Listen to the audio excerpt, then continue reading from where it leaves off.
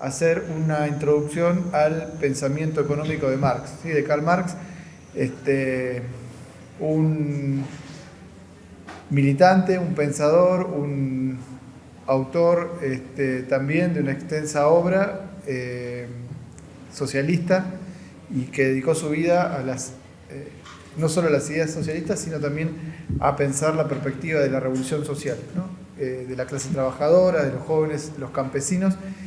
Todo eso va a recorrer un poco lo que vayamos analizando, porque no se puede dejar de lado la vida del autor, pero no nos vamos a centrar estrictamente en eso. Y después está un poco la cuestión del desadoctrinamiento, que vamos a ver en la medida de desarrollar algunas de las cuestiones conceptuales, ¿no? Que hacen a esta introducción a la economía de Marx. ¿En qué sentido hay una invitación al desadoctrinamiento? O sea, a la metodología que él utilizó de investigación, también de exposición, y un poco esa invitación a esa metodología, ¿sí? Que se va a ir viendo en la medida que vayamos abordando un poco sus principales conceptos, ¿no?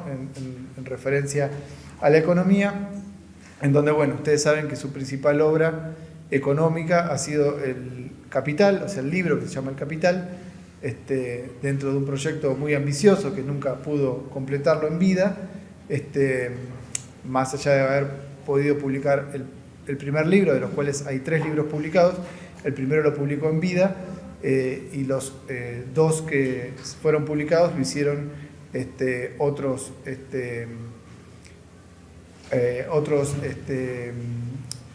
militantes, ¿no? Tanto Engels como Karl Kautsky, que publicaron el libro 2 y el libro 3. Pero tengan en cuenta que de su vida prácticamente más de un tercio, 38 años, lo dedicó al estudio de la economía, ¿sí? O sea que es una dedicación muy ambiciosa y específica que hizo Marx.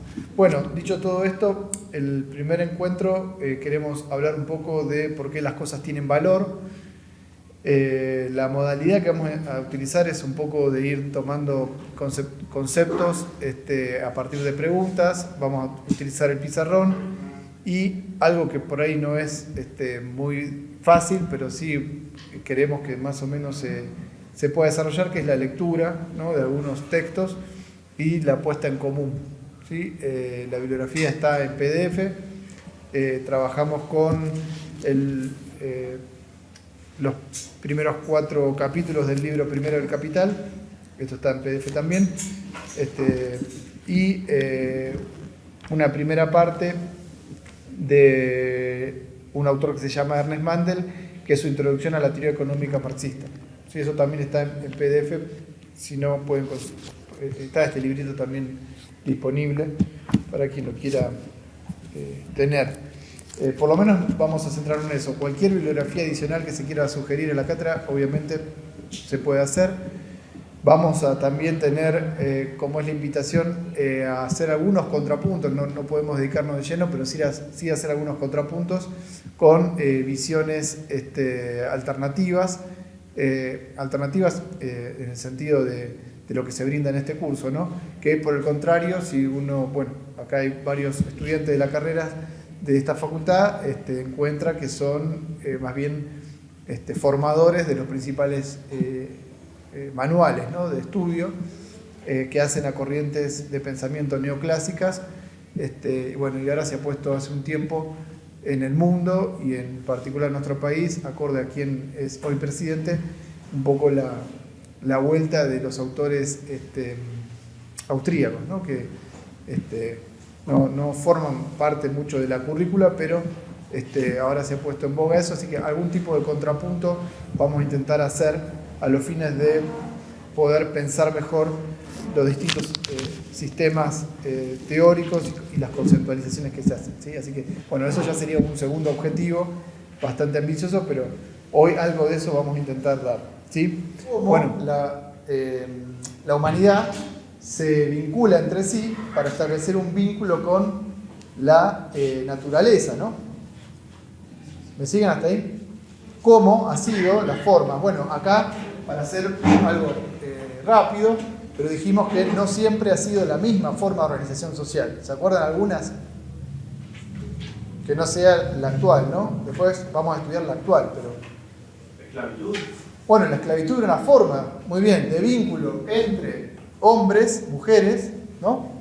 Para desarrollar un trabajo que está vinculado con la naturaleza, sí, que tiene figuras propias, ¿no? El amo, el esclavo. Bien, ¿alguna más?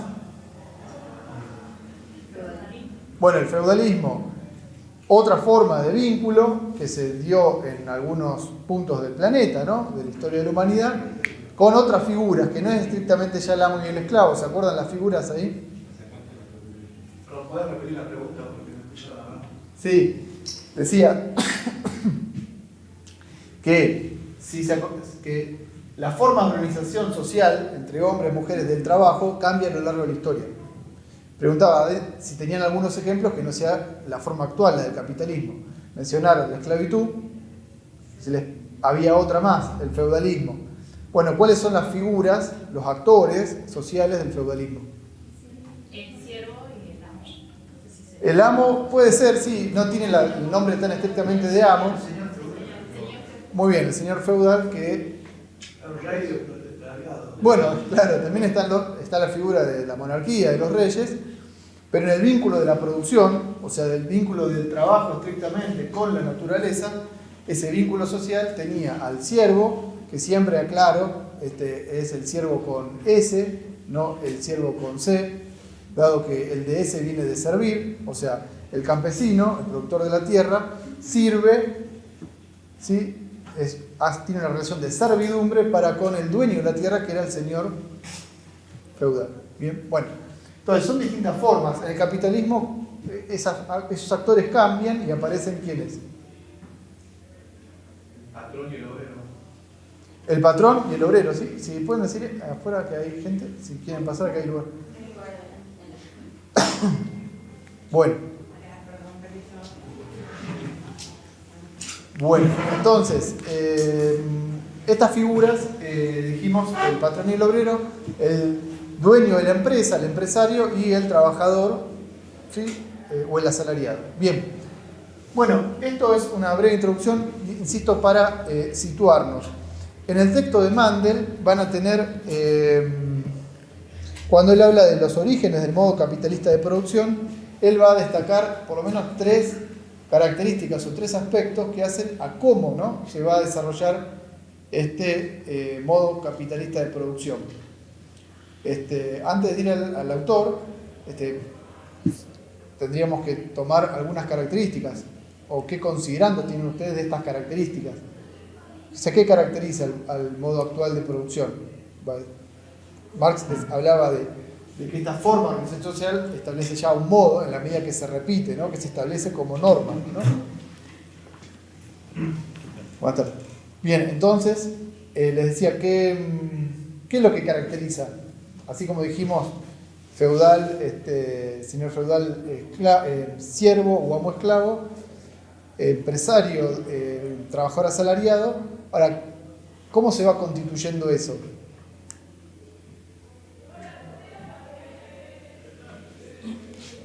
Algunas características. Si leyeron el texto de Mandel, bien, y si no...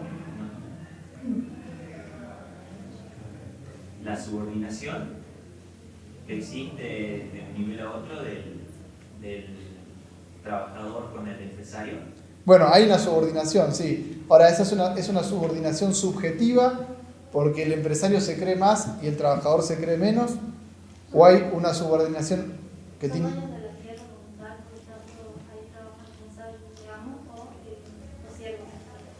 Bueno, ahí sí, ahí en feudalismo, bien. Y en el capitalismo, yo preguntaba, ¿la subordinación que existe es una subordinación porque uno se piensa inferior o tiene un trasfondo material que hace que esté esa relación de dependencia? Según el punto de usted, ¿cómo trabaja? monotributo, que ahora cada vez hay más, usted está en relación de dependencia. No, relación de dependencia. ¿Usted de quién depende? ¿El señor feudal? No.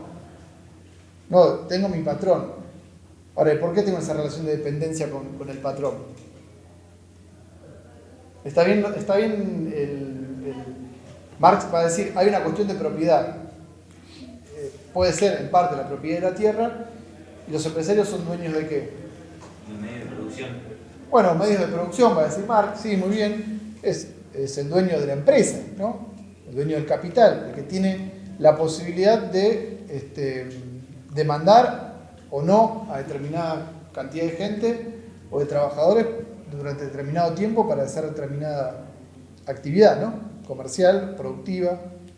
Bien, entonces, el capitalismo, rápidamente, ¿no? Esto es un curso acelerado de introducción, pero el capitalismo va a crear condiciones para existir.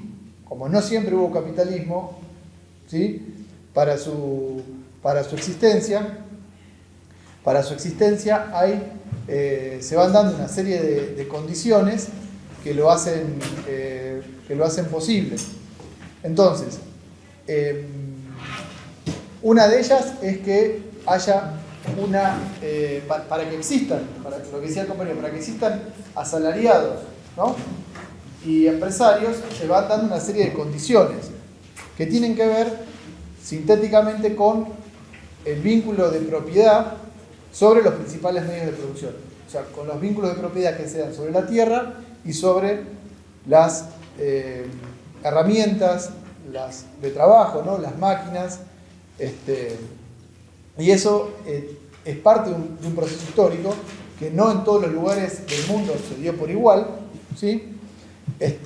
Bueno, quienes están ahora en el primer cuatrimestre en Economía Agropecuaria Industrial, en la materia ahí abordamos un texto de Marx que está en el Capital, en el libro primero, que es acerca de la acumulación originaria del capital, que es una explicación histórica de cómo se fue dando ese proceso en el país por excelencia de desarrollo del capitalismo, que fue Inglaterra, ¿no?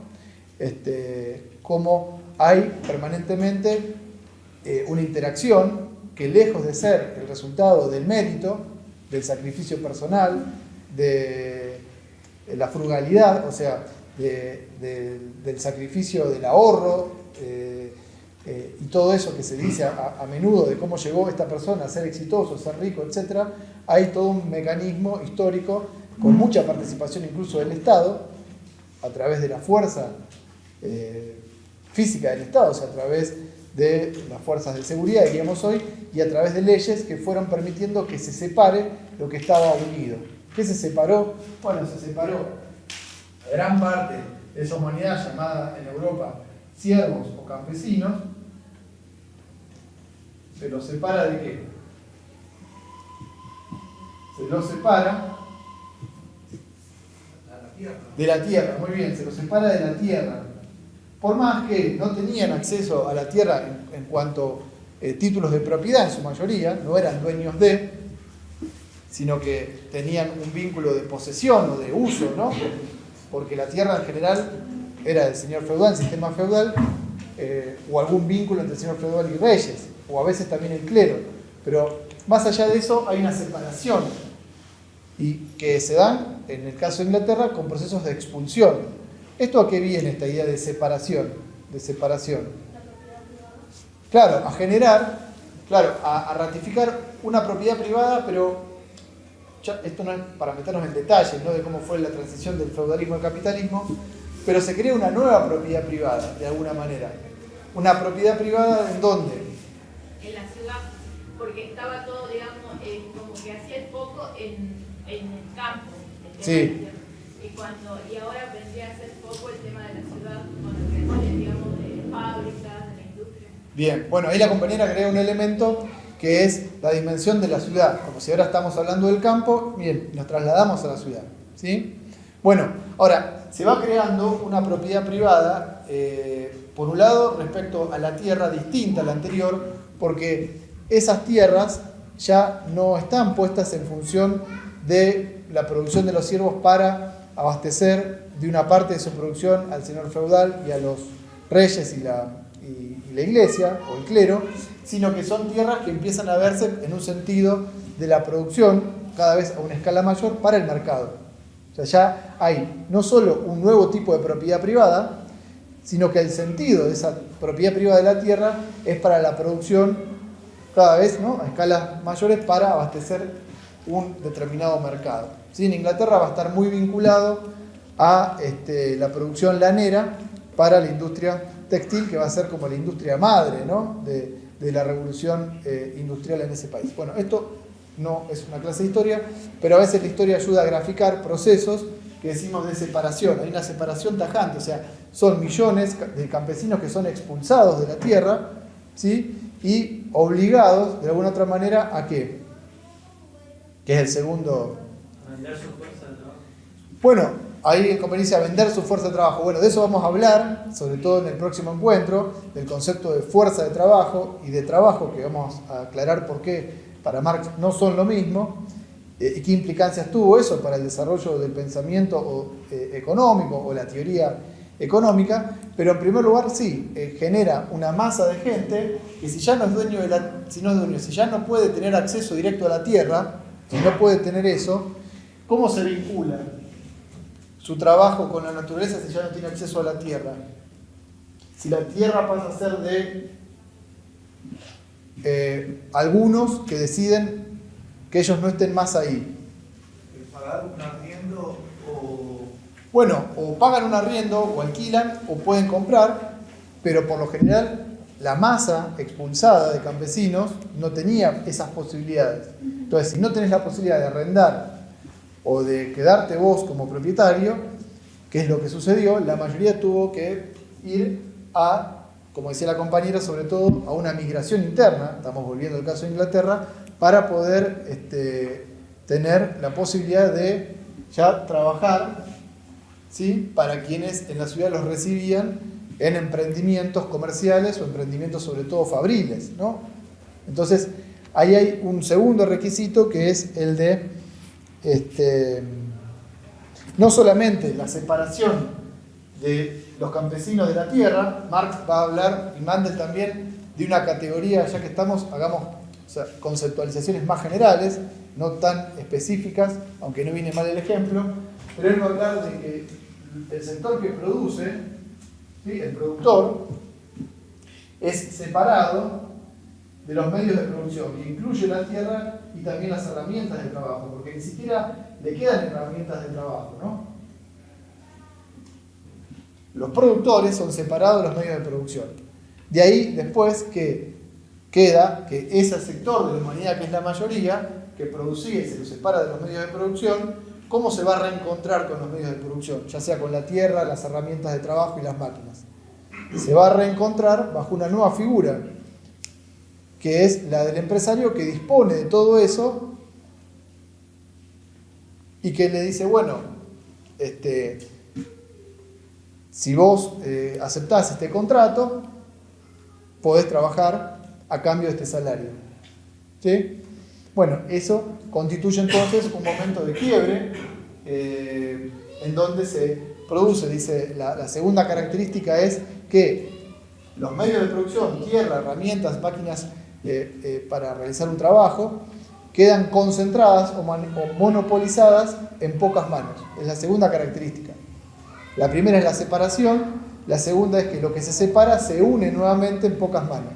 Y la mayoría queda, como decía el compañero, con solamente una propiedad que es inherente a la humanidad, que es su fuerza de trabajo, su capacidad de desarrollar determinada actividad, sea manual, sea intelectual. Bueno, y siempre en todo lo manual hay algo intelectual, y en todo lo intelectual al menos hay algo de manual si solamente escribimos o apretamos un mouse. Bueno, entonces queda esa facultad que tiene toda persona para desarrollar una actividad, que es esa capacidad de trabajo, o luego vamos a ver por qué se habla de fuerza de trabajo. ¿Sí? Bueno, ¿hasta acá? Bien, yo le dije que eran 3, o sea, nos está faltando una.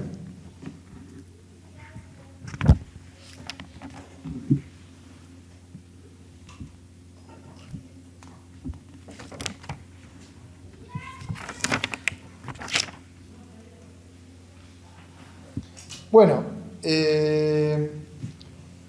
así como dijimos que la tercera característica está un poco mencionada, pero la tercera, ¿a qué se refiere?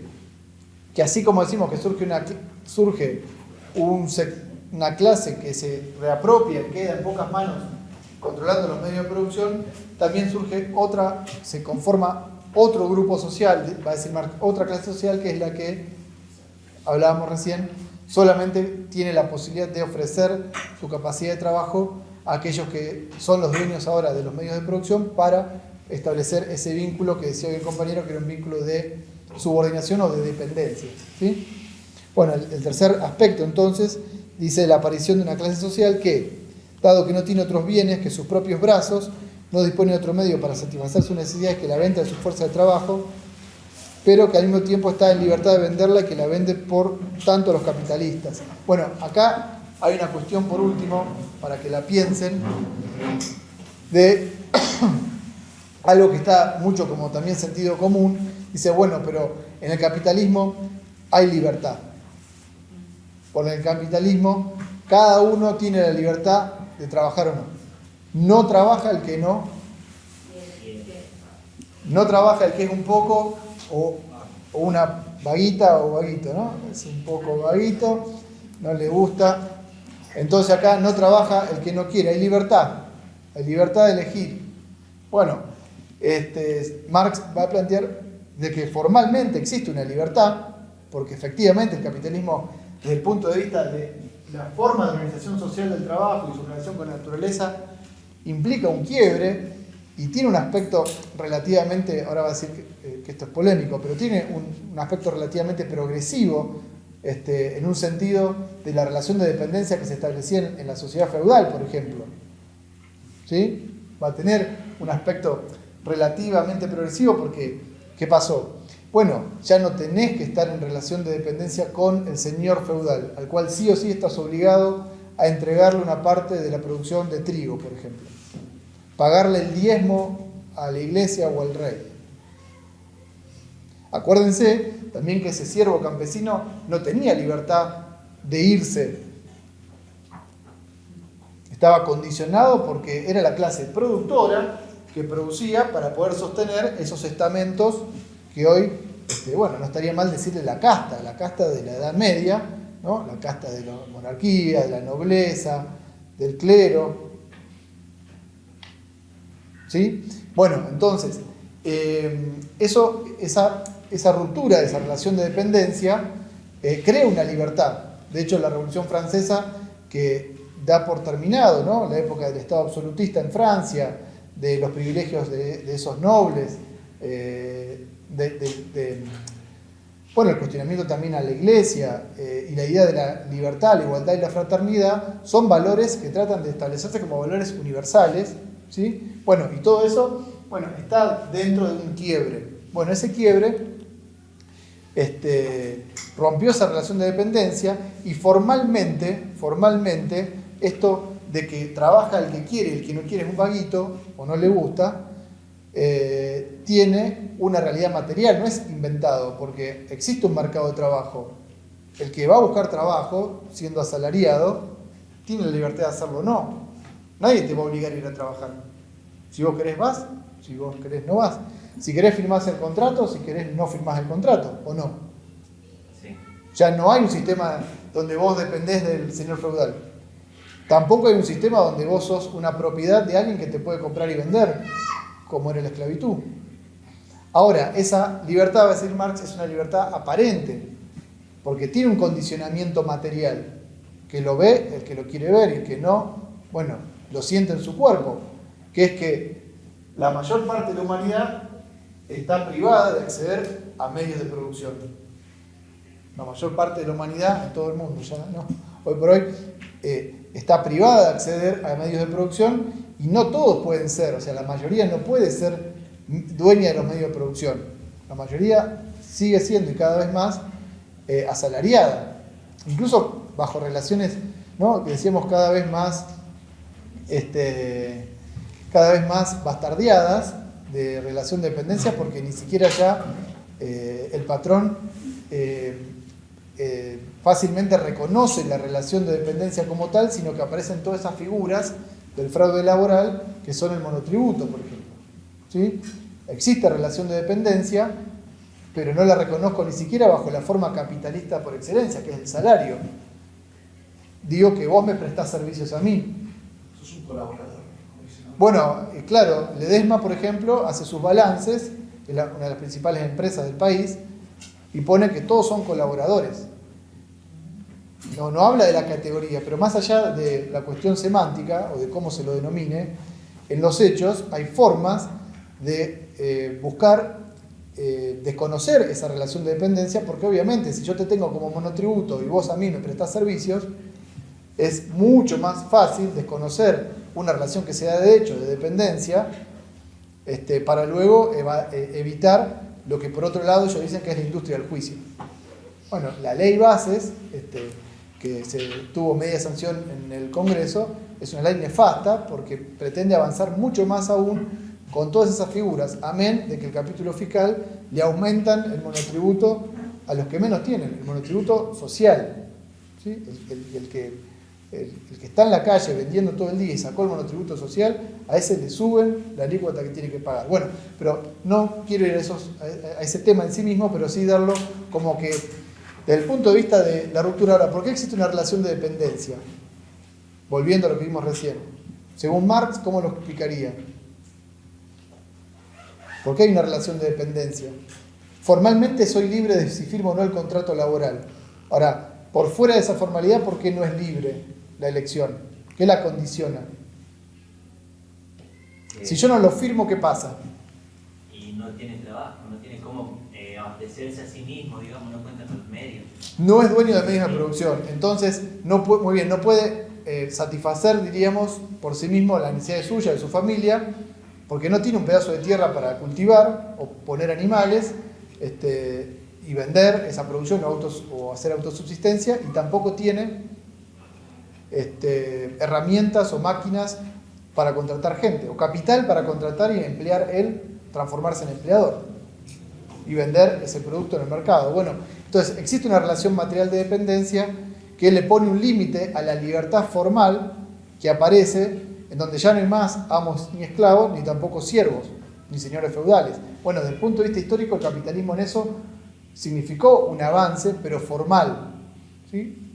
Dentro del terreno de la formalidad, que es la formalidad de la apariencia, de lo que se ve inmediatamente, que es en el mercado. Bueno, sobre eso se construye mucho el sentido común, entonces, de que todos somos libres e iguales, aunque algunos sean más iguales que otros y tengan más derechos que otros, que son los que quedan con la propiedad de los principales medios de producción.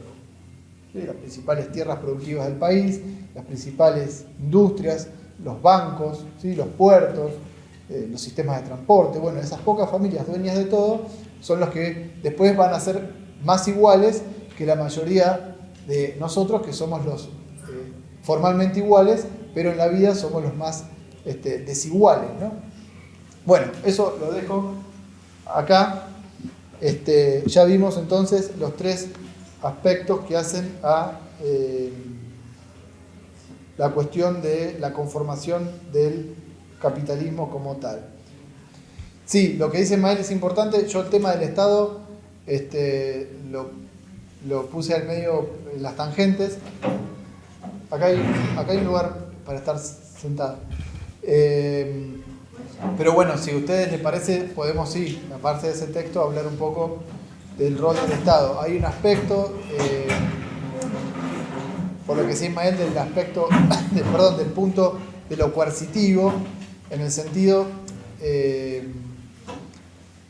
del carácter más general, ¿no?, del Estado en lo que son sociedades de clase, ¿no? O sea, sociedades de clase en el sentido de dos grandes grupos. Acá hablamos de los que producen, ¿no? Vamos a volver esto en el segundo encuentro, y están los que... Claro, las clases productoras, sí, y las no productoras, pero ¿qué pasa si la humanidad es no productora? O sea, si son vaguitos y no trabajan, ¿qué pasa? No hay producción. No hay producción. No hay producción, ¿y qué pasa si no se produce? No puede cubrir la necesidad. Ya lo dijimos, claro, no puedes cubrir las necesidades, entonces... No hay distribución de riquezas.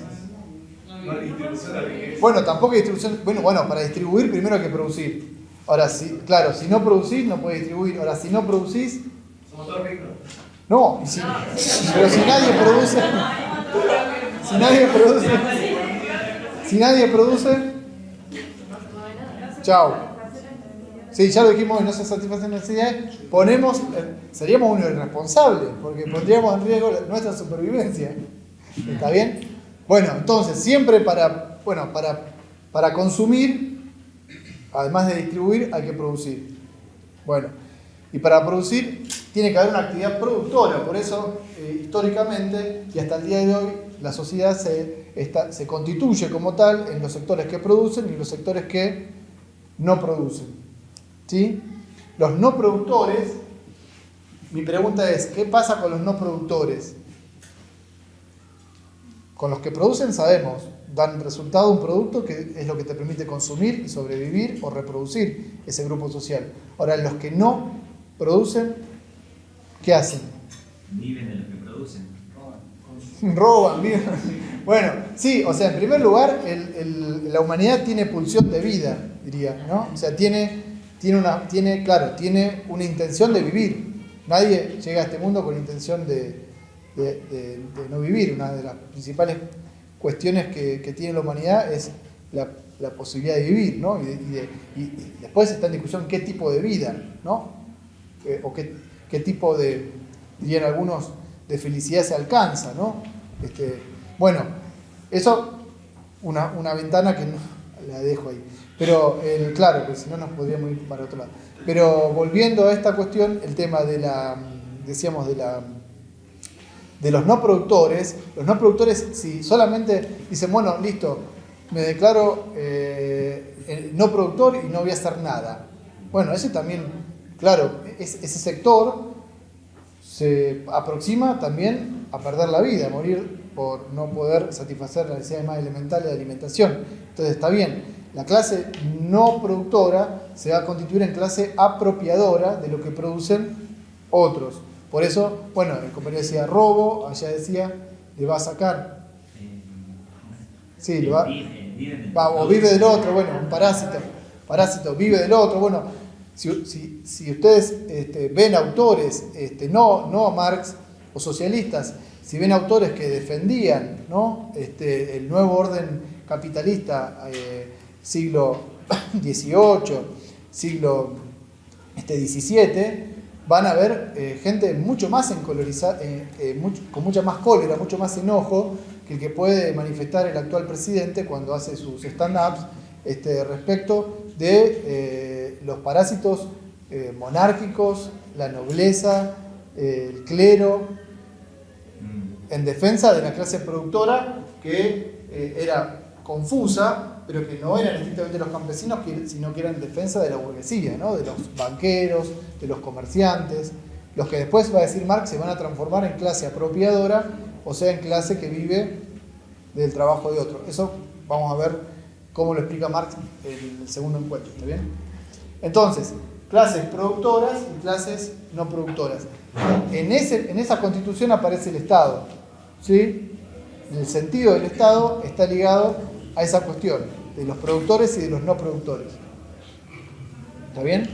¿De qué lado se va a ubicar? Recién un poco Ismael decía, tiene el poder coercitivo, ¿para qué?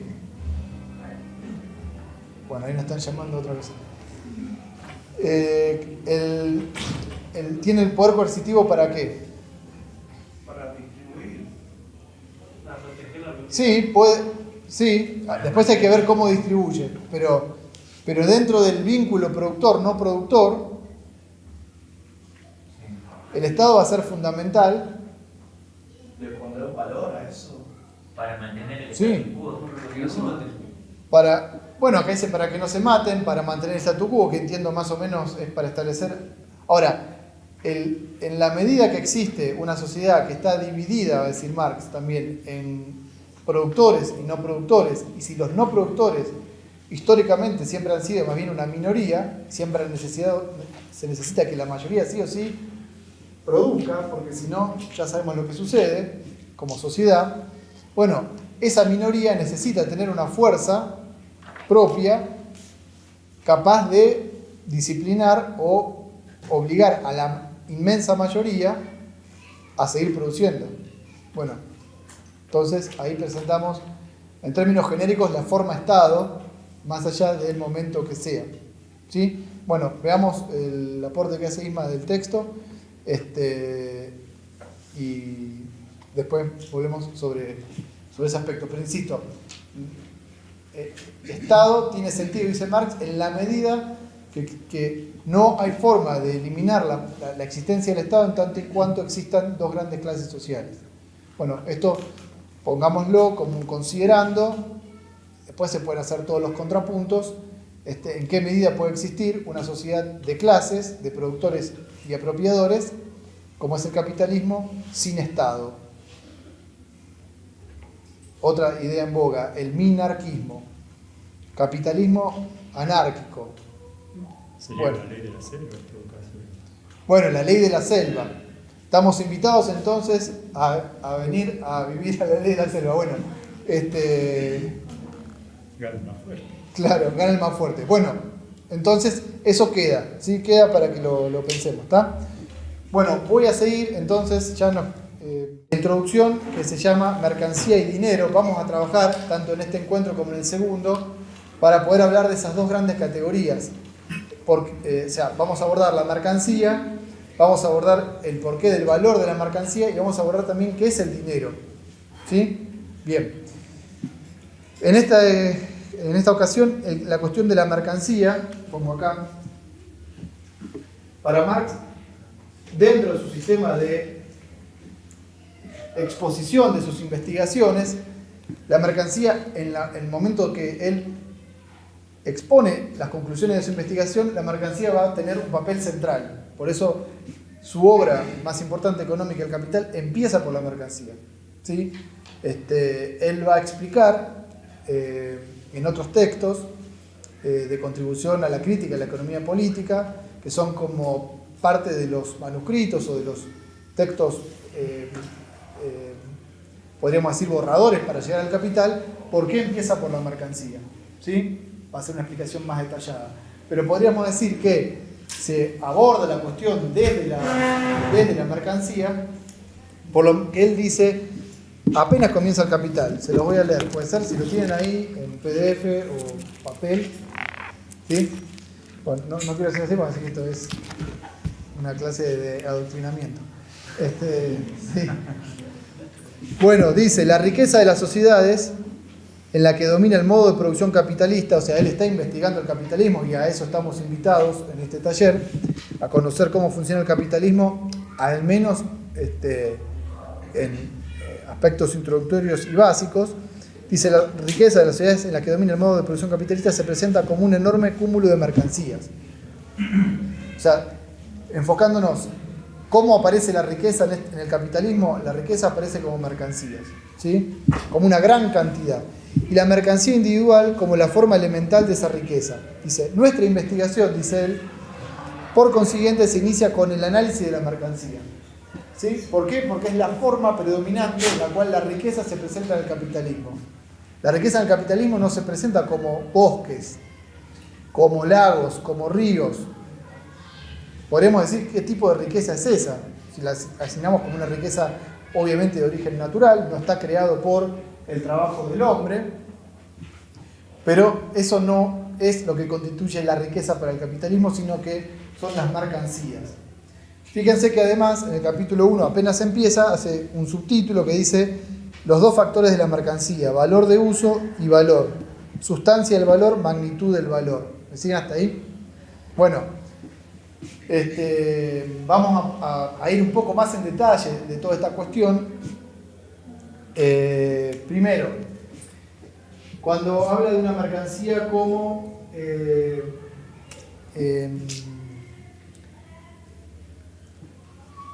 un valor de uso, ¿no? Bueno, acá hay, por lo menos sí veo caras que han algo estudiado de esto. ¿Qué decíamos cuando hablamos de que es un valor de uso? o qué dicen, incluso no Marx, solo los economistas clásicos, ¿a qué se refieren? Tengo una determinada mercancía, lo que a ustedes se les ocurra. ¿Por qué se dice que esa mercancía tiene un valor de uso? ¿O a qué se refiere ese atributo, no? Es un atributo. Muy bien, a la utilidad. Tiene una utilidad. Marx van a ver ahí que dice, bueno, esa mercancía tiene una utilidad, o sea, es valorada. En primer lugar, puede o no tenerla. Si tiene esa cualidad de ser útil, ¿cuándo se va a manifestar la utilidad de esa cosa o de esa mercancía? ¿Cuándo? Perdón. El valor de cambio. Después vamos a ir al valor de cambio. Pero, claro, sí, ahí vamos. La parte útil, o sea, la utilidad de esta mercancía, ¿cuándo se pone de manifiesto? Yo tengo acá... Muy bien, cuando la consumo, sí, cuando la consumo. La tengo, ¿sí? Cuando la consumo, ahí descubro la utilidad que tiene. O puedo descubrir que no me sirve para nada. Entonces no le voy a atribuir ningún valor. De uso, claro, no va a tener ninguna utilidad. ¿Sí? Entonces, en primer lugar, entonces Marx dice, el valor de uso está dado por las características de esa mercancía. En tanto cosa, es una cosa que tiene propiedades intrínsecas. Y las propiedades de ser útil o no también están vinculadas con sus capacidades físicas, o sea, por cómo está hecha, ¿sí? O sea, por cómo es la cosa, de qué material está hecho, ¿sí? El tamaño, todos los aspectos materiales de esa cosa van a influir en el valor de uso o en la utilidad que reporta aquel que la consume. Paréntesis, sabemos que hay distintos, o por lo menos dos grandes formas de consumo de algo, ¿no? Lo consumo para satisfacer necesidades inmediatas, podríamos decir que es un consumo de tipo privado, ¿no? O si se hace un consumo, puedo consumir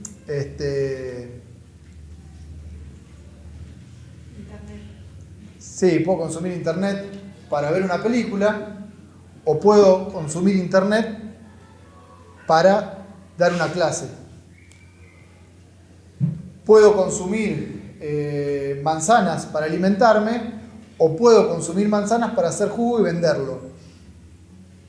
Bueno, hay un consumo que es privado, individual, y hay un consumo que se llama productivo. Es un consumo para producir bienes y servicios que van a ser vendidos en el mercado. Pero aún en ambas formas de consumo hay una manifestación de alguna otra manera del carácter útil de esa mercancía, de esa cosa. Si no tiene carácter útil, bueno, esa mercancía no va a ser valorada, ni para... si la manzana, diríamos, no está en condiciones óptimas, bueno, seguramente nadie la quiera consumir, más allá de si la compra o no, pero nadie la va a consumir, ¿sí? Ni para el consumo personal ni para el consumo productivo. Bueno, esto es importante, vamos a ver más adelante por qué, pero volver a que la utilidad en parte está ligada a las propiedades físicas de la cosa, no solo a la valoración personal. Yo puedo valorar mucho la manzana, pero cuando la abro, tiene un gusano así de grande, seguramente ¿qué haga con esa manzana? ¿La tira a la basura o la tira a algún lado? Lo más correcto. ¿Ah? Algunos lo hacen mermelada. Bueno, algunos no mira. Bueno, no mira mucho y le da mermelada, pero se vamos a ir a comprar esa mermelada, avisemos quién la hace. Bueno, pero insisto, o sea, no depende solo de la valoración subjetiva, sino también de las propiedades físicas de la cosa. Bueno, segundo, tiene, recién decía acá la compañera, que también se habla de un valor de cambio. Bueno, el valor de cambio, ¿a qué hace referencia?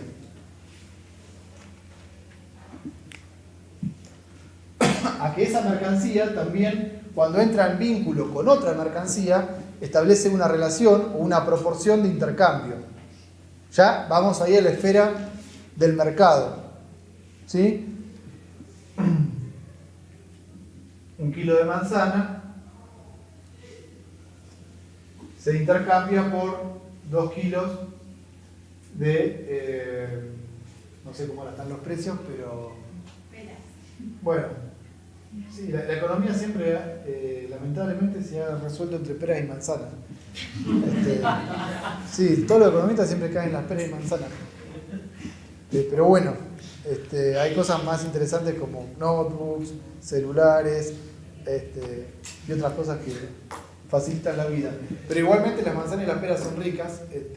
Bueno, acá tenemos una proporción, o sea, el valor de cambio de la manzana está expresado en la relación de cantidad, 1 kilo, 2 kilos, de otra cosa distinta a la manzana que es la pera. ¿Sí?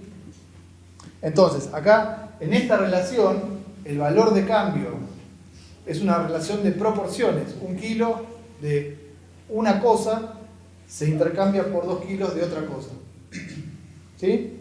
En este caso, bueno, están dentro del mismo rubro de las frutas, ¿sí? Aunque, bueno, se puede considerar a simple vista de que una manzana no es igual a una pera. O sea, si uno las toma en cuanto a valores de uso, incluso por sus propiedades físicas, no son lo mismo. ¿Sí? No me volví loco, pero por más que estoy diciendo estoy diciendo cosas que son obvias, vamos a ver después que no son tan así para quienes son detractores de la teoría del valor-trabajo de Marx, ¿sí? La escuela subjetivista, que son varios. Entonces, ahora, manzana y pera son distintos como cosas. Bien. Y el valor de cambio lo puedo leer de las dos formas. Puedo leerlo de acá para acá, 1 kilo de manzanas, 2 kilos de pera, o al revés. 2 kilos de pera igual 1 kilo de manzana. Es una relación proporcional. ¿Sí? Bueno, Marx va a avanzar aún más.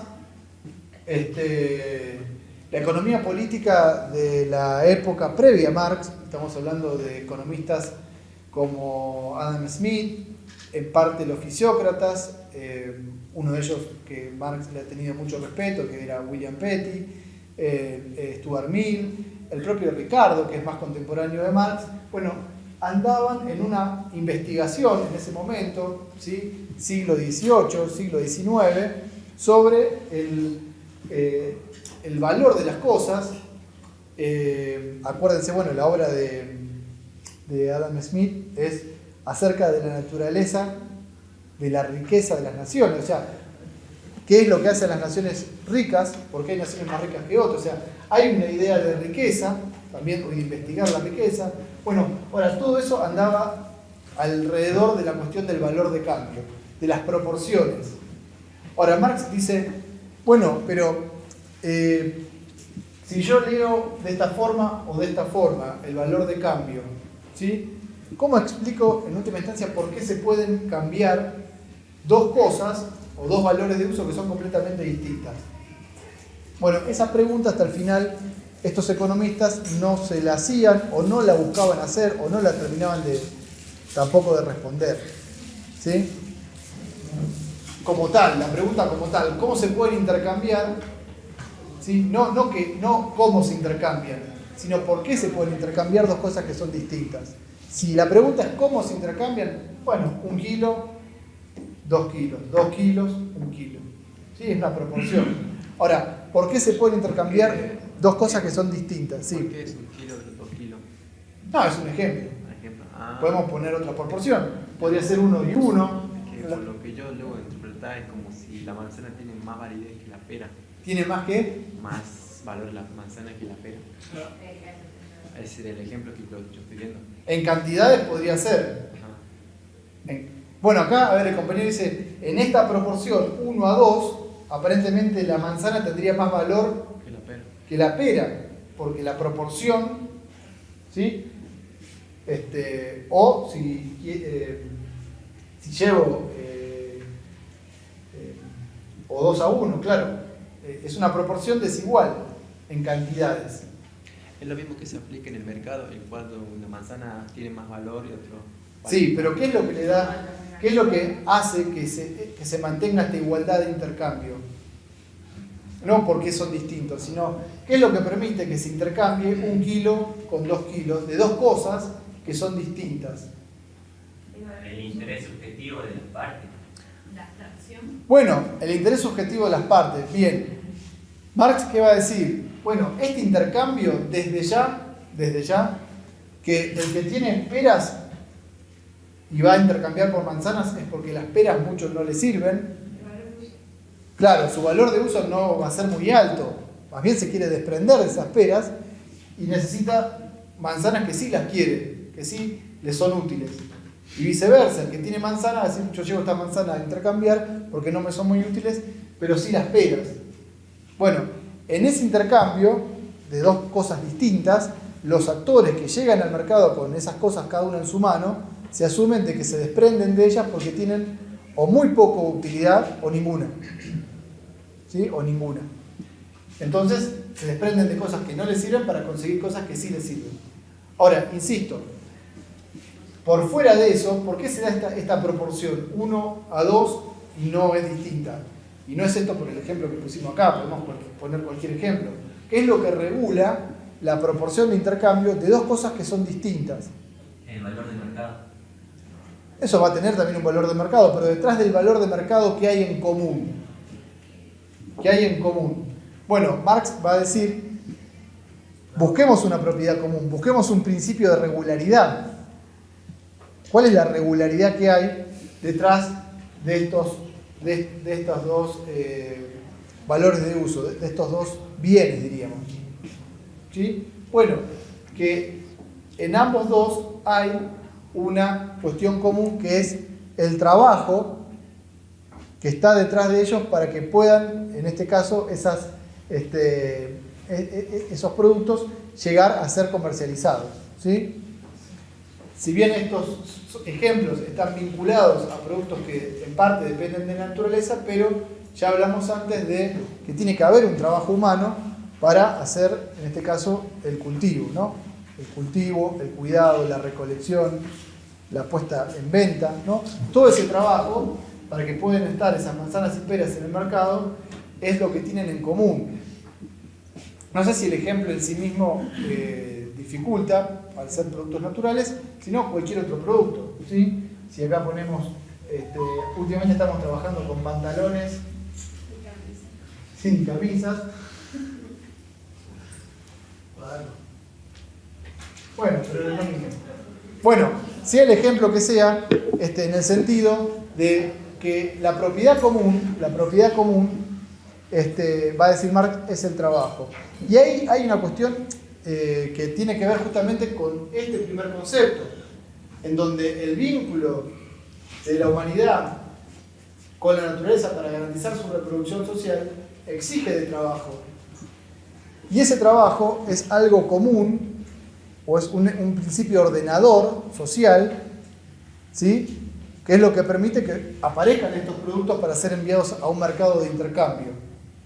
¿Sí? Bueno, entonces la propiedad común que hay detrás, o que regula las proporciones, es el trabajo.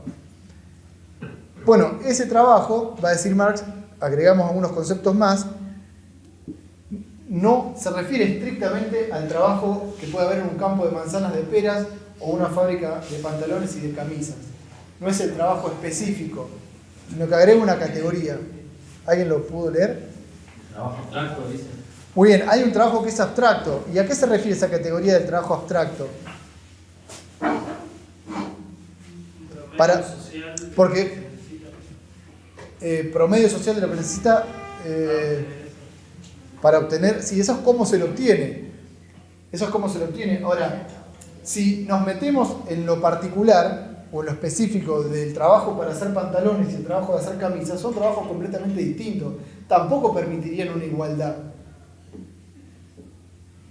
O sea, no puedo igualar cosas que por sus propiedades físicas son distintas, y también esas propiedades físicas distintas dependen del trabajo que tienen detrás. Hay trabajos específicos, ¿no?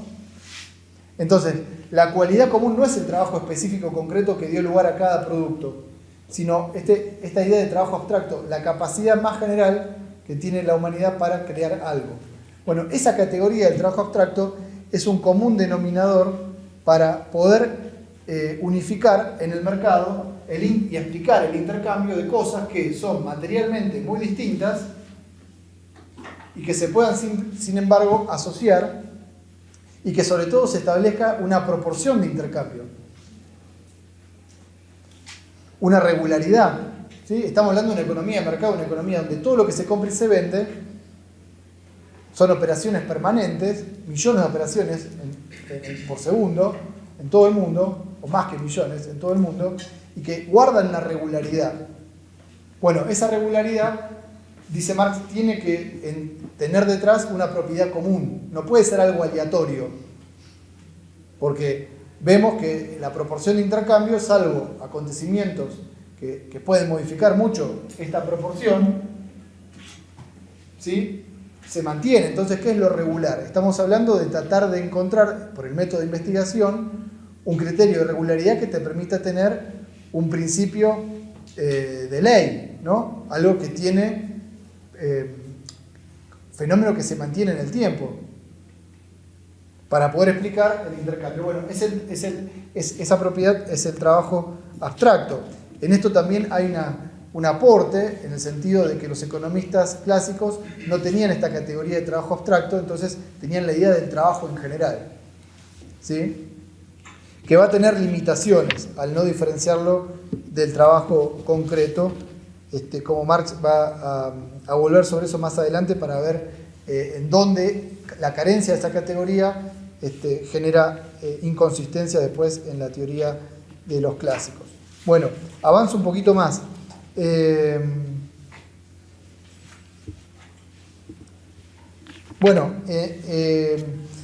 que decía recién el compañero, una vez que se establece la propiedad común, que ahora el trabajo abstracto se ve. No, el trabajo abstracto no se ve. A lo sumo se puede llegar a tener una noción del trabajo concreto para hacer el pantalón y para hacer las camisas, o del cultivador de manzanas y de peras, ¿sí? Pero es una categoría social que se manifiesta en la forma en que se hace la proporción de intercambio. ¿Por qué?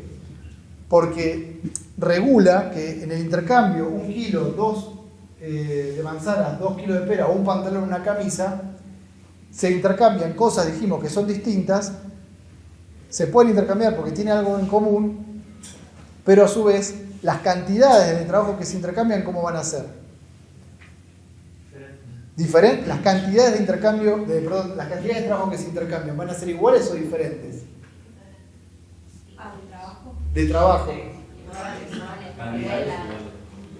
Las cantidades, las cantidades de cosas, las cantidades de cosas acá son distintas, 1 kilo, 2 kilos, y acá las cantidades de cosas son iguales, aunque las cosas son distintas. Son 2 cosas distintas, pero que se intercambian en iguales cantidades. En el ejemplo anterior no, ¿sí? 1 kilo, 2 kilos. Eso es el pesaje, en este caso en unidades de prendas. Ahora, cuando la pregunta es, cuando se está haciendo esta proporción de intercambios, el valor de cambio del pantalón respecto a la camisa, las cantidades de trabajo abstracto que se intercambian, ¿van a ser diferentes o van a ser iguales? Bueno, van a tender a ser iguales porque es un sistema justamente donde por detrás de las cosas distintas que se intercambien y en las proporciones que se intercambien, lo que regula el intercambio es la cantidad igual de trabajo intercambiado. Yo intercambio 5 horas de mi trabajo por 5 horas de trabajo tuyo. Más allá de que mis 5 horas pueden ser de camisa y las 5 horas tuyas van a ser de pantalón. ¿Sí? Entonces, sí. Incluso para ellos si es menos producción, por ejemplo, de pantalones, Sí. pero la cantidad de trabajo es la misma, se ve el mismo intercambio, digamos, de trabajo, en fuerza de trabajo. Sí, o sea. Por ejemplo, ¿no? Son 2 pantalones que se llevan 5 horas a hacer y otra persona que lo intercambia por 5 camisas que llevan la misma cantidad de trabajo, de horas, a hacer. Sí. Como estamos hablando de que justamente el trabajo es lo que regula. Lo que regula. Sí. La cantidad de trabajo, yo ya le agregué horas, ahí hice una trampita porque no les pregunté O sea, es trabajo cuantificado. ¿Cómo se lo cuantifica? No se lo cuantifica, o sea, la unidad de medida del trabajo es el tiempo. No estamos hablando de kilos de trabajo, ¿sí? ni de metros de trabajo, sino de tiempo. La cuantificación, o sea, se intercambian cantidades iguales de trabajo abstracto, en el sentido del gasto, del esfuerzo que se hizo, medidos o cuantificables en horas. ¿Está bien? Bueno, eso es lo que regula, lo que está detrás de esta proporción. Entonces Marx va a decir que las mercancías, además de tener valor de uso, valor de cambio, van a tener un último concepto que es valor. Valor que está dado por ese trabajo abstracto. Bueno, el compañero decía trabajo promedio necesario. Bueno, trabajo social. Sí. Bueno, la cuestión es la siguiente. Va a avanzar Marx y dice, bueno, ¿y cuál es la cantidad que se toma?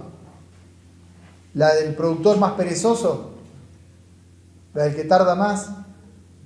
¿La del que tarda menos en producir un pantalón? Bueno, esto, como es una producción social, dentro de una división social del trabajo, donde hay, incluso dentro del rubro del pantalón, va a haber varios fabricantes de pantalones, y así en cada producto. Bueno, la sociedad toda organiza su fuerza de trabajo, toda, más allá del rubro que le toque, con determinado estadio de capacidad de producción, de herramientas, de máquinas, de conocimientos, de experiencia, y eso a lo largo del tiempo va dando, en promedio, un tiempo que se requiere para producir cada cosa. ¿Sí? Se va constituyendo a lo largo del tiempo, del tiempo histórico, un promedio de tiempo que lleva a producir cada cosa. Entonces no va a ser ni el más rápido ni el más perezoso, va a ser una suerte de promedio social que se va a ir alterando en la medida que la humanidad avance y tenga mejores técnicas, tecnologías, herramientas para producir algo en menos tiempo. ¿Sí? No es algo para siempre. Entonces, eso puede modificar también la proporción. ¿Sí? La proporción de intercambio si hay alguna rama que es más rápida que otra. Entonces, bueno, eso puede alterar esa proporción inicial de intercambio. ¿Sí? Si la rama pantalón se tecnifica y la rama camisa no, la rama pantalón va a producir todo más rápido. ¿Sí? Entonces capaz que ahora un pantalón, ¿sí?, tiene la mitad de tiempo que una camisa. Entonces yo no voy a intercambiar 1 a 1. Voy a decir, un pantalón, dame 2 camisas, porque camisa vos estás tardando el doble de lo que tardo yo en hacer pantalón. ¿Sí? Bueno, entonces, esa cuestión del tiempo social necesario es también un criterio unificador, ¿no? Unificador de lo que es una economía capitalista donde por más que cada uno produce y compita en el mercado, se organiza socialmente el trabajo de toda esa sociedad para ese fin, ¿sí? Con una determinada tecnología. Bueno, sigo un poco más. Una pregunta. Sí. Por el ejemplo que pusiste recién, en cuanto a la tecnificación en la rama de pantalones, y Sí. si hace más rápido los pantalones, produce más. Sí. Y tiene menos tiempo de producción, Sí, si encarece el... suponete que era 10 horas Sí. contra 10 horas. Ajá. Ahora para hacer un pantalón se tecnificó y tarda 5 horas. Entonces no voy a cambiar 5 horas de trabajo por 10. Porque estoy entregando... ¿Por qué se encarece la...? Perdón, no voy a intercambiar 5 a 10.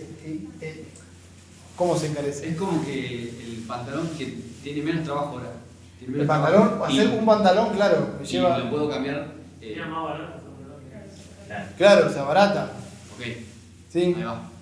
Pero sigue tardando 10 horas. Entonces yo no voy a cambiar 5 por 10. Tengo Se que abarata. cambiar la mercancía entonces. ¿Eh? Tengo que cambiar la mercancía. No, o sea, la mercancía camisa sigue siendo la misma. Casi Esto es 5 horas. lo que yo no entiendo es esto. Se abarata el pantalón, pero un pantalón vale 2 camisas.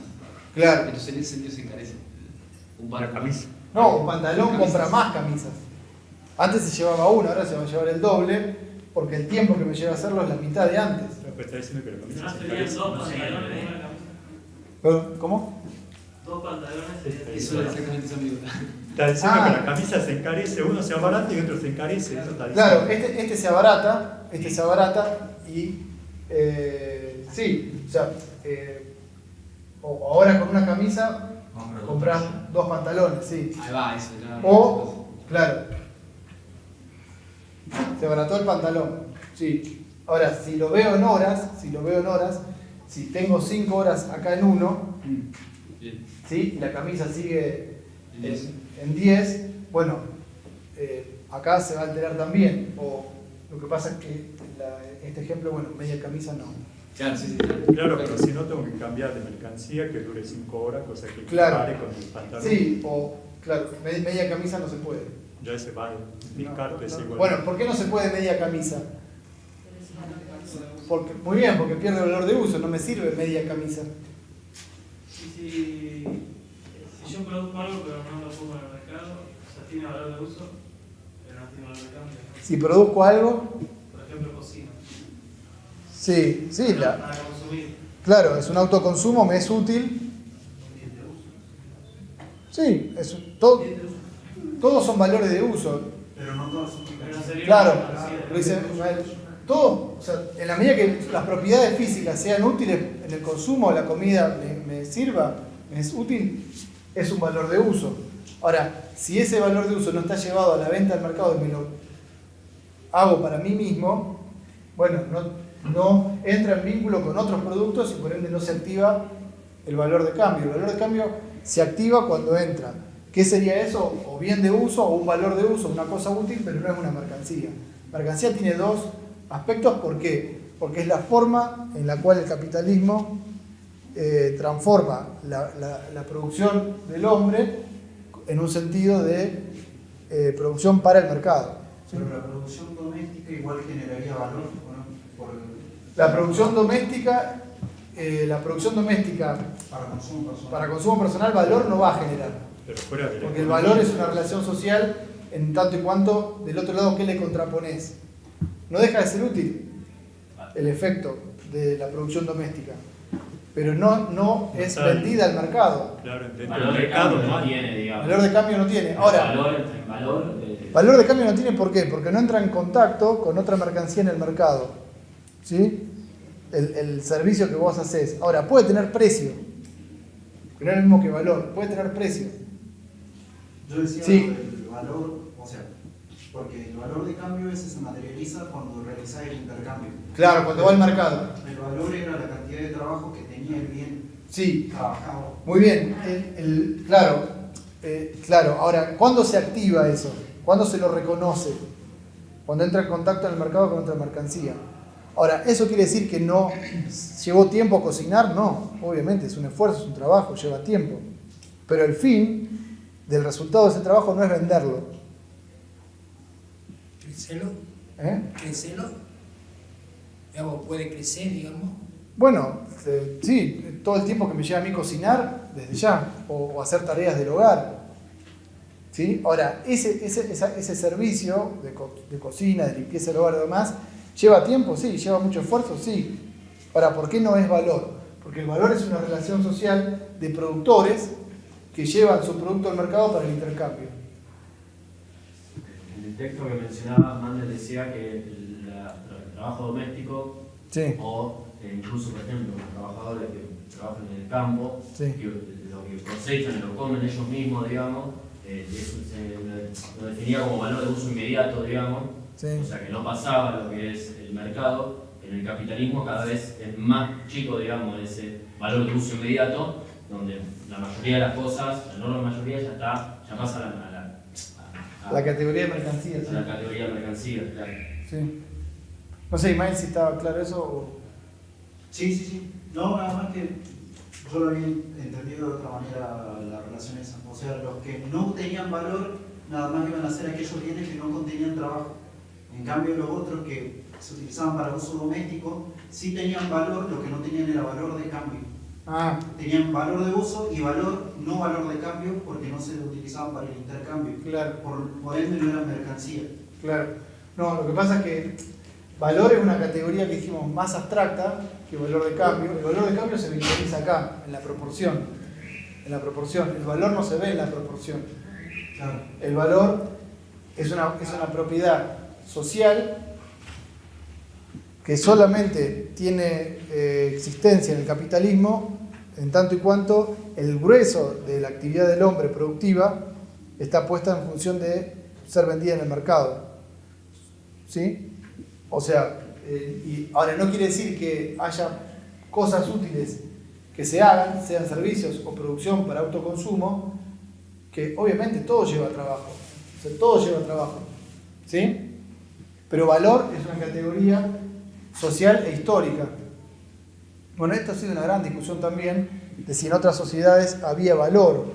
Bueno, Marx va a decir valor en cuanto regulador de una sociedad que se dedica a producir para vender en el mercado, puede considerarse en el capitalismo. Ahora, que en sociedades precapitalistas hubiese alguna idea de que yo intercambio mi producto por otro y de alguna manera busco un intercambio con iguales cantidades de trabajo, sí, también, pero son formas preexistentes, ¿sí? Perdón. Sí, veo que Marx, bueno, obviamente hablaba de bienes tangibles, bienes intangibles entrarían acá. Por ejemplo, los servicios. Sí, también. Lo que pasa es que los servicios no es por la materialidad, el servicio lleva tiempo también hacerlo. Un servicio de transporte crea valor, sí, pero ¿por qué? ¿O por qué es valor? Porque detrás del servicio de transporte hay trabajo para poder prestar el servicio. ¿Sí? Sí, no, entra el servicio. Sí, totalmente. No, sí. Como había ejemplos de... No, estos ejemplos son, sí, claro, de bienes tangibles. Sí, pero está bien. Pero entiendo que en ese entonces, me voy a la época de Marx, no se hablaba de los servicios. Muy poco. Por eso digo que tal vez sí, exacto. Son recientes, digamos, la definición del valor del servicio. Sí, Marx llega a analizar algo de servicios, pero es verdad lo que vos decís, y es por eso, está muy bien, tenía un límite, porque en la época no había un gran desarrollo del sistema de servicios, como existe ahora, que bueno. Claro, por eso entonces con Marx más se hablaría de lo tangible. No, también aplica porque el concepto... Pero eso con la interpretación de ahora, digamos, con la herramienta de ahora, porque en ese tiempo... No, porque claro, no tengo herramienta exclusiva de Marx sobre ese tema. Sí. Dentro de sus escritos sí hay. Sí hay. Pero no tienen una centralidad dado la época. Claro. Pero sí hay, sí. Incluso entra ya en discusiones sobre los servicios educativos, si en qué medida crean valor y en qué medida crean plusvalor, o sea, crean ganancia. La actividad de la enseñanza es una actividad que genera valor, que genera ganancia o plusvalor. Bueno, son discusiones que él abre en esa época. Hasta incluso el trabajo de un artista, el trabajo de un payaso en un circo, o de un médico, sí. O sea, están abordados, pero bueno, tienen un peso no central por esto mismo. El tiempo, por la época. Por la época, claro. Está muy bien, sí. Bueno, hasta ahí entonces la mercancía. Ya la presentamos. Eso lleva para Marx el primer apartado del primer capítulo del Capital. Algo hablamos de la dualidad del trabajo, o sea, trabajo concreto, trabajo abstracto. Esas categorías nos van a servir. Y avanzando un poquito más, hablamos también de que el trabajo abstracto se lo cuantifica. Dijimos que se lo mide con qué unidad de medida. El tiempo, y que no era cualquier tiempo, sino que hace un promedio de la capacidad productiva de esa sociedad en determinado momento de la historia. Bueno, esto ya vamos a ir terminando.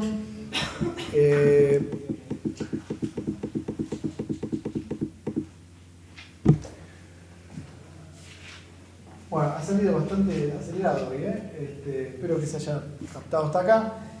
Dos cosas más y ya vamos terminando.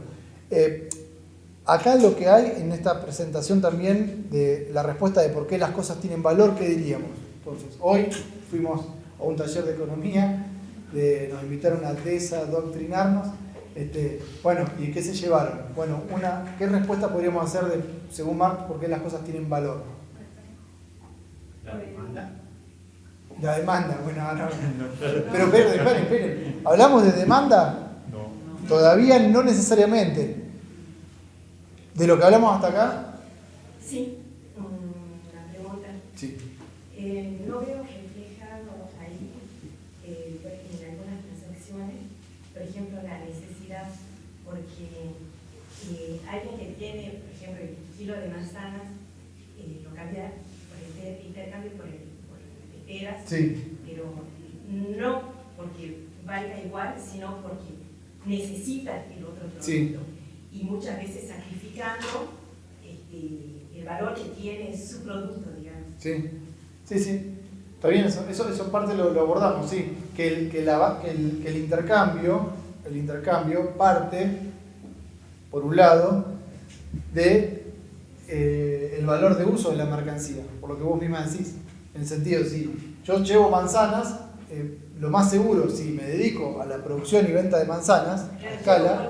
Quizás no porque me sobre, sino porque realmente necesito el otro producto, necesito el propio, pero más necesito el otro. Puede ser Entonces, también, sacrifico sí. algo de... Sí, pero no se olviden, sí. algunas transacciones. Puede haber cierto sacrificio, pero que en el fondo, las peras me son más necesarias o más útiles que las manzanas, por eso estoy dispuesto a desprenderme de las manzanas, o al revés, si llevo peras por manzanas. Pero esto, hagámoslo que es una ventana general, ¿no? Pero no olvidemos que detrás de esto, el sistema capitalista no tiene simples personas que tienen un árbol de manzana en la casa y cosechan algunas y dicen, bueno, llevemos estas y las cambiemos por peras y demás. Hay industrias, campos enteros que se especializan en la producción de un producto y se venden por, bueno, dinero y otros, o sea que hay una especialización. Entonces, a los fines, si lo queremos ver en el sentido más de lo que puede hacer una persona, contemplémoslo. Ahora, el enfoque metodológico de Marx, estos ejemplos están ubicados dentro de un esquema de producción a escala, en donde la producción a escala, ¿qué significa? Que se produce no porque me desprendo de algo que necesito de alguna otra manera, sino que se produce cosas que el que las produce no las necesita. O sea, la industria del azúcar, el productor de azúcar, el dueño del Edesma no necesita el azúcar. Más allá después de que él le ponga no azúcar a su café. Pero, claro, no, claro, pero eso volvamos acá. No, está bien, volvamos acá. Que permanentemente, a lo largo de la historia de la humanidad, desde ya la humanidad tiene que satisfacer permanentemente necesidades. La forma social que lo resuelve bajo el capitalismo es con una serie de requisitos. Uno de ellos es que las decisiones de producción son concentradas en pocos, son privadas, y las necesidades son comunes a todos, son mayoritarias. ¿Cómo se resuelve eso? Mediante la venta de esa producción en el mercado. Ahora, acá hay aspectos de necesidades, sí, que motivan el intercambio desde ya, porque nadie va a comprar algo que no es útil. Eso es lo que estábamos analizando antes. Nadie va a comprar algo que no le sirve. Y nadie se va a desprender de algo que sí le sirve mucho. Por lo general, o le sirve poco, o no le sirve nada, entonces va y lo intercambia. ¿Está bien? Ahora, la pregunta era si volvemos al... Demanda no hablamos, pero en el fondo hay algo de demanda acá. Porque el que va a comprar, lleva peras y compra manzanas, está haciendo una demanda en el mercado. O viceversa, hay una demanda. Y hay una necesidad de satisfacer, ¿sí? Pero estamos enfocados centralmente en el ángulo más bien de la producción. No diría de la oferta, diría de la producción. De la producción de esas cosas que se llevan para ser intercambiadas en el mercado. Asumiendo que existen necesidades, ¿no? Bueno, entonces, si tendríamos que resumir, para ya ir cerrando hoy, según Marx, ¿por qué las cosas tienen valor? ¿Qué diríamos? Por el trabajo, dice. Por la calidad. Según Marx, todavía la calidad en sí misma no es determinante del valor. Más bien sería del valor de uso. Si la calidad del pantalón no es muy buena, por más trabajo que tenga, seguramente cuando lo lleve al mercado, ¿qué va a pasar? Bueno, en el capitalismo hay una opción que es la segunda, ¿cómo es?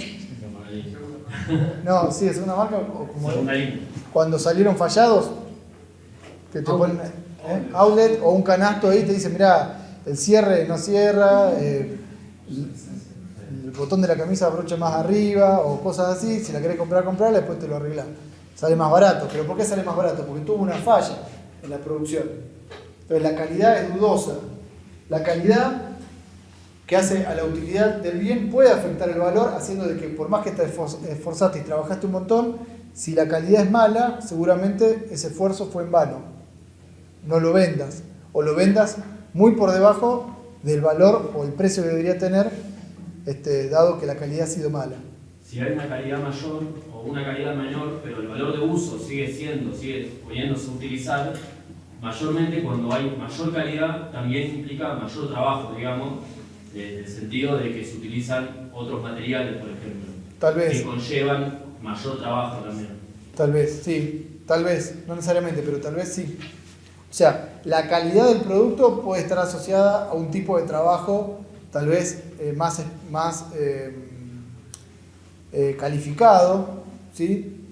Pero bueno, ahí entramos ya en una serie de áreas más precisas. Pero sí, puede haber un cambio de calidad acorde a qué materia prima, a qué tipo de calidad de trabajo, etc. Pero el concepto más general es que la mercancía tiene un doble carácter. Si no es útil, por más trabajo que tenga, ese trabajo no va a ser reconocido porque no le sirve a nadie la mercancía. Ese trabajo existió, sí, pero ese trabajo no va a ser reconocido, ese trabajo es como tiempo desperdiciado, ¿sí? Bueno, ahora, volviendo a Marx, entonces, la compañía dice, las cosas, vamos a decir, tienen valor por el trabajo que tienen incorporado. Pero, además, con el trabajo solo no alcanza, sino que para que sea reconocido ese trabajo realizado, ese valor, las mercancías que en un sistema capitalista están destinadas a la compra-venta, en esa compra-venta tienen que manifestar por el lado de quien las compra que son útiles. ¿Sí? Son los dos requisitos. Tienen valor porque son resultado del trabajo humano. ¿Sí? El mercado no les va a dar valor, pero sí lo que va a hacer el mercado en el acto de la compra va a reconocerse ese valor. Esto es también un aspecto muy importante de la diferenciación entre que el valor de la mercancía se lo da el trabajo, no se lo da al mercado, para Marx. No se lo da al mercado, es el tiempo de trabajo socialmente necesario para producirla. ¿Sí? Ahora, para que esa propiedad social que es el trabajo, o va a decir Marx, el valor es una relación social de todos los productores, se convalide, no alcanza solamente con haberlo hecho, se va a convalidar en la medida que esa mercancía logre ser vendida. Y entonces ahí hay un principio también de contradicción, porque el carácter de la mercancía es contradictorio en sí mismo. ¿Por qué? Porque es útil, o sea, las propiedades útiles van por un lado, la propiedad de ser el resultado del trabajo va por otro, pero se unen en una misma cosa. ¿Cómo se manifiesta esa contradicción? Cuando la mercancía no se vende. Incluso puede estar en perfectas condiciones, pero no se vende. Entonces, ¿se hizo un gasto social para producirla de trabajo? Sí. Y no se lo vende. Entonces, como un desperdicio, todo el esfuerzo que hizo una rama de la producción para que eso no se venda. Queda atrapado, digamos, la mercancía. Queda ahí y las mercancías después, más allá de la vida útil que tenga, de acuerdo a sus características, ya sabemos que hay alimentos, o sea, productos que son perecederos, productos que no, pero con el paso del tiempo, todo producto, porque es materia y viene de la materia orgánica, tiende a perder sus cualidades. Bueno, los contadores y demás se estudia cuál es la vida útil, ¿no?, para hacer la amortización de los bienes de uso de una empresa.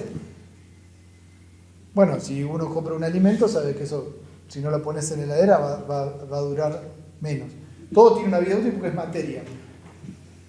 Ya sea que se lo consuma o no. Entonces, el punto está en el trabajo realizado y no luego convalidado por la sociedad con la demanda o con la compra.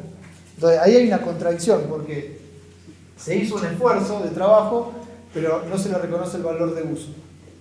Gastón, perdón. Sí. Hace rato un compañero decía que, por ejemplo, cuando se producen más pantalones, volviendo al ejemplo, cuando se producen más pantalones en menos cantidad de tiempo y después se quiere cambiar eso por una camisa, ahí también podemos ver, creo, no sé, te pregunto, sí, podemos ver ¿cómo es? La paradoja esta, digamos, de la producción, del valor de uso y el valor de cambio, digamos. ¿Cómo? También la relación. Las proporciones de intercambio. Sí, porque como está junto, a ver, quedaríamos, o sea, como que entenderíamos que muchos pantalones producidos en menos cantidad de tiempo terminan siendo abaratados. Porque si lo comparamos con las camisas que se produjeron en la misma cantidad de tiempo, podemos comprar una sola camisa con 3 pantalones, por ejemplo. Sí. Entonces terminamos, ahí se termina notando esta paradoja, digamos, de la cantidad de producción. Cuando es hecha así, como cuando hay mucha producción, termina abaratando el costo de producción. Sí, el capitalismo, está bien, eso es otra idea muy importante que dice la compañera. Yo no quería hacer lluvia de ideas, pero de conceptos, pero está bien. O sea, el capitalismo lo que tiene es que, dice Marx, su producto de la competencia, porque todas estas decisiones de los empresarios, de cada empresa y de cada rubro, y dentro de un rubro pantalones no hay uno solo, por lo general, por más que se vayan monopolizando, hay varios que compiten. La competencia es por una ganancia determinada, y en esa competencia por la ganancia se va a llevar una diferencia extra o una ganancia superior a aquel que tarde menos. Vamos a ver eso, por lo menos en la idea de la ganancia donde surge en el segundo encuentro. Ahora, en esa competencia la tecnificación lleva a que una rama o que un sector o un grupo de empresas empiece a producir cada vez en menos tiempo, más cantidad. Entonces, el tiempo de producción o el valor de cada pantalón es cada vez menos, o visto de otra forma, en la misma cantidad de tiempo cada vez se produce más cantidad de pantalones, más cantidad de valores de uso, más cosas con menos valor. Bueno, esa es una característica intrínseca del capitalismo, de bajar el tiempo de producción de algo o al mismo tiempo producir cada vez más cantidad. Sí. Ahora, eso no deja de ser contradictorio. Claro, digo, es contradictorio. Es contradictorio, sí. Marx va a retomar eso cuando explica las crisis económicas, en el sentido de que salta a la vista la contradicción entre que en realidad la producción de cosas útiles no es lo que guía el capital, sino lo que guía el capital es que por medio de esas cosas útiles se pueda enriquecer. Bueno, lo que estudiamos en facultades económicas por lo menos nos pone mucho que el objetivo del empresario es ser un benefactor. Ahora está muy de moda. Todos los empresarios son benefactores. Todos producen cosas para satisfacer necesidades de los otros. Bueno, en realidad, en el fondo, producen cosas para poder enriquecerse, obteniendo una rentabilidad, y la producción de cosas es un medio para eso, no un fin. Bueno, pero se invierte en sentido común que se intenta defender, se invierte en los roles, ¿sí? O se invierte el orden de las cosas, ¿sí? Lo que es un medio, que son los productos para vender, se transforman aparentemente en un fin. Produzco leche porque la gente necesita leche. ¿La gente necesita leche? Sí. ¿Yo produzco leche para abastecer a la gente de leche? No, produzco leche si me es rentable. Si no me es rentable, voy a retirar el capital de la actividad láctea y me voy a dedicar a la producción de textil o la producción de electrónicos o a lo que sea en la medida que me pueda retirar si no me satisface la rentabilidad. ¿Está bien? Sí. Pregunto. Sí. Si el sector privado no es el que produce la mercancía, sino el sector público, ¿esto funciona también de la misma manera? Sí, se produce esa contradicción que dice. Bien, lo que dice el compañero. Si el Estado produce mercancías, que son cosas útiles, destinadas al mercado, y por ende van a tener un valor de cambio, sí, produce mercancías. Pero el Estado no busca ganancia. Si tiene empresa del Estado, sí, puede sí. Lo que ahora se habla de privatización de empresas del Estado para trasladarlo al capital privado son empresas que operan como cualquier otra empresa. YPF tiene mayoría accionaria del Estado. Actúa como Shell, actúa como Action. Claro, son empresas que producen. Ahora, otra cosa es la educación en una universidad pública. Depende de lo que produzca el Estado. Depende de lo que produce y para qué lo produce. Si lo produce y lo vende en el mercado como hace YPF, es mercancía. Ahora, esta universidad pública, sin estar arancelada, si el estudio de grado, por ahora, este es un curso ad hoc, pero los cursos de grado no están arancelados. Si vos haces un magíster, un curso de pregrado, sí. Eso ya es mercancía. La educación de grado todavía no es mercancía. ¿Sí? Y la está prestando una universidad pública. Ahora, dentro de la propia universidad pública, todo lo que se vaya pagando empieza a mercantilizarse, se empieza a transformar en esto y empieza a tener un valor de uso, un valor de cambio y un valor. ¿Sí? Bien la pregunta. Bueno, yo quiero ir cerrando porque ya es viernes y estamos todos cansados, cansadas. Lo último, definimos de esa manera. ¿Qué contracara se hace a esto? Muy rápidamente, ¿qué contracara o qué contracara hay dentro de lo que es teoría del valor trabajo o la explicación del valor derivado del trabajo? Surge la contra, diríamos, una reacción contraria, que es la teoría subjetiva del valor, donde las cosas tienen valor ya no indagando en el trabajo o el tiempo que llevó a realizarlas, sino con esto que ahora está bastante en boga, que las cosas valen o tienen incluso un precio. Hasta ahora nosotros no hablamos mucho de precios, hoy hablamos de valor. Precios y valores no son lo mismo en Marx, no son lo mismo. Ahora, el valor está detrás de los precios, sí.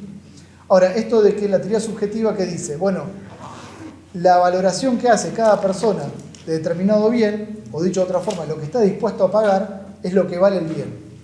Esto vale cuánta plata vos le estés dispuesto a pagar por eso acorde a la satisfacción que te da. ¿Sí? Entonces, corremos el eje, vamos a otra teoría, desde el ángulo de lo subjetivo. Y una construcción subjetiva que está hecha incluso no en términos casi de comportamientos sociales de consumo, lo que decía recién el compañero, de una demanda social, sino que está hecho bajo un individualismo metodológico, ¿no? O sea, son lo que a cada uno le parece. Bueno, es lo contrario a una idea de que las cosas tienen un costo en base al trabajo humano y al tiempo, y esta subjetivización del valor de las cosas, bueno, en la teoría oficial ha tenido un conjunto de autores, algunos son previos a los economistas clásicos que Marx le hace su crítica y sobre la cual va elaborando su obra del Capital, o su obra en materia económica, previos a Smith, a Ricardo, posteriores también, entran después otras escuelas que de alguna u otra manera van buscándole en primer lugar un sentido a este principio de regularidad. Nosotros dijimos que el trabajo es algo homogéneo a toda la humanidad y que el trabajo detrás de productos que van al mercado es un elemento que puede unificar y homogeneizar la explicación última de por qué se da esta proporción. ¿Sí? Si uno busca una ley reguladora, en el trabajo encuentra un elemento común, un común denominador. Bueno, ¿dónde transfiere la teoría subjetiva del valor ese común denominador? En los gustos y preferencias. Dice, bueno, los gustos y preferencias de las personas, todas las personas tienen gustos y preferencias y todas las personas tienen necesidades. Entonces el principio de regulación es la necesidad. Y el principio de regulación es los gustos y preferencias. ¿Dónde entra todo ese esquema de pensamiento en contradicción? En que no se puede medir la utilidad. Yo puedo decir que esto me gusta más, esto me gusta menos, pero no puedo poner una medición, como hacemos acá, del tiempo. No puedo medir los gustos. ¿Puedo establecer gustos? Sí. ¿Puedo decir que esto me gusta más y esto me gusta menos? Sí. Pero no puedo darle una medición. Entonces, como no lo puedo medir, ¿cómo hago para establecer esta proporción? Entonces, bueno, ahí entra bueno, esto es algo súper corto, muy resumido, pero hay una historia ahí que se pasa a decir, bueno, si no se lo puede, en un primer momento se intentaba medir. Decían, bueno, pongamos una tabla, esto tiene más me da más satisfacción o más utilidad que esto otro, y se iba haciendo una tabla. Después, eso llegó a un punto donde no se dieron cuenta que no tiene sentido. Se estableció entonces la idea de un orden. Esto es más que esto en cuanto a utilidad. Eso tampoco lo pudieron sostener. Dijeron, bueno, directamente hagamos otro esquema. Los precios están dados y los precios son reveladores de la satisfacción que le reporta a cada uno el consumo. Bueno, preferencias reveladas. Es otro autor más contemporáneo que es Samuelson. Bueno, hay todo un esquema ahí que van buscando resolver esta contradicción, pero en el fin no la logran resolver. Dicen, bueno, La teoría del valor no hay demasiada explicación a eso. Hubo distintos intentos de refutación que podemos verlos, que no han sido fructuosos, nos parece, porque no parten de una no comprensión de la teoría de Marx, pero sobre todo cuando van al buscar el principio de regularidad en lo subjetivo no lo pueden encontrar. Yo les voy a dar un solo ejemplo para que lo piensen y con esto terminamos. Me doy cuenta que estamos sin borrador. Viva el ajuste presupuestario. Estamos sin borrador. Bueno, acá el computador se puede. No se puede bajar, que cerró, tendría que sacarlo. Bueno, no importa, ponemos acá. Bueno, Marx, digo, hay un ejemplo que se puede tomar de dos personas que consumen dos bienes en una unidad cada uno y que cada uno de estos bienes en esta proporción tienen un mismo precio o valor. Acá vamos a hacer distinción de 100 pesos. El bien Y, vamos a poner algo distinto a lo que estamos manejando para cambiar el rubro, un celular, y acá el celular se cambia por una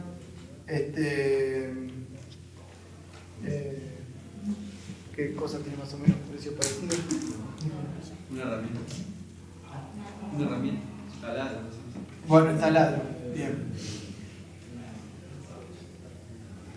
Bueno, lo que nos importa acá es que son dos cosas distintas. En este caso se intercambian por iguales cantidades, uno con uno, ¿sí? Y tienen un mismo precio. ¿Sí? Bueno, la teoría subjetiva del valor, ¿cómo va a explicar esto? ¿Qué va a decir? En primer lugar, bueno, la persona que lleva el celular lleva algo que no le es útil y lo cambia por un taladro que sí le es útil. Y lo mismo, el del taladro va a ganar utilidad, va a tener una ganancia cuando se desprende de algo que no le sirve o que no le es útil por algo que sí le es útil. Entonces el intercambio se va a dar y porque en primer lugar hay una ganancia del intercambio en términos de utilidad. Me desprendo de algo que no me sirve por algo que sí me sirve. ¿Estamos? Ahora, si la utilidad que es distinta, ¿sí? A necesita taladro, celular no le sirve, y B necesita celular, taladro no le sirve. ¿Estamos? Bueno, ahora, si la utilidad que es distinta respectivamente para los dos consumidores A y B, si esa utilidad es distinta, ¿cómo puede algo que tiene una utilidad distinta establecerse sobre un criterio de intercambio, de proporciones iguales y sobre todo de valor igual? Porque la utilidad para la explicación subjetiva se desprende el valor, se desprende de la utilidad. Ahora, utilidades distintas, que son las necesarias para hacer el intercambio, no pueden explicar iguales valores. ¿Por el valor abstracto o no? ¿Por el valor abstracto o no? No.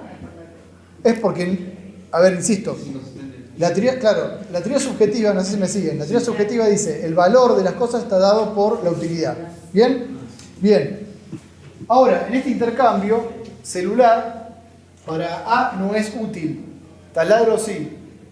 Bueno, A cuando cambia el celular que no le es útil por taladro, ¿gana en utilidad? Sí. B tiene taladro, taladro para B no es útil, lo intercambia por celular. Gana también. Ahora, hay en esa ganancia, más allá de quién gane más o quién gane menos, que eso es imposible saberlo porque no se puede medir, la utilidad no se la puede medir, se están intercambiando cosas materialmente distintas, con distintas valoraciones o distintas ganancias, pero con un mismo valor. Entonces, si la teoría subjetiva dice que explica el valor de las cosas por la utilidad, bueno, acá la utilidad no puede explicar un mismo valor. Bueno, ahí se presenta un principio de contradicción que no lo puede resolver la teoría subjetiva del valor. No lo puede resolver. No lo puede explicar. ¿Sí? Por eso es que termina esa cuestión de la teoría subjetiva diciendo, bueno, en realidad no necesitamos, o la ciencia económica no necesita una teoría del valor en sí mismo, sino que directamente nos manejemos con que el valor son los precios.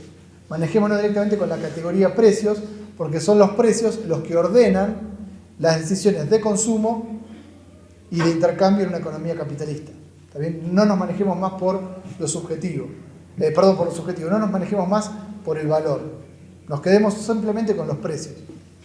El precio no está ligado a otras cosas, porque también dijo que estaba ligado a la cantidad de producto que se producía. Entonces el precio de 100 pesos no es solo la gente que necesita los artículos que no. El precio de 100 pesos está dado en ese intercambio de mercado. O sea, el precio está dado. En el intercambio. Claro, el precio está dado. 100 los dos productos. Se intercambian por 100. Lo que estamos diciendo es que desde el punto de vista de la teoría subjetiva, ¿cómo explica eso? Bueno, en primer lugar, la teoría subjetiva es decir, esto vale 100 porque cada producto vale 100 por lo que está, por la valoración subjetiva que hace cada comprador. El comprador del taladro ve, A compra el taladro, valora 100 el taladro, paga 100. B valora 100 el celular, paga 100. Ahora, no nos olvidemos que la teoría subjetiva dice que las cosas valen según la utilidad. La utilidad es distinta. Sin embargo, el valor es el mismo. Entonces, lo que se intenta demostrar con esto, que el argumento de la teoría subjetiva de que se puede explicar el valor por la utilidad es inconsistente. No hay algo, o sea, no conduce. Utilidad o preferencias no conducen a tener una explicación o una teoría del valor.